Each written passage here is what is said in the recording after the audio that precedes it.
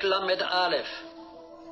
דברי למואל מלך, מסע אשר יסרטו עמו. מה פרי ומה בר בטני ומה בר נדרי.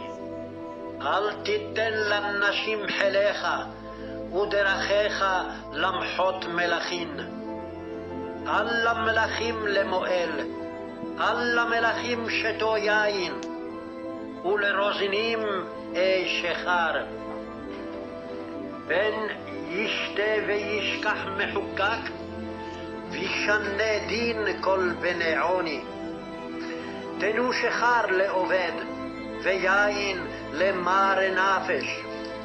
ישתה וישכח רישו, ועמלו לא יזכור עוד.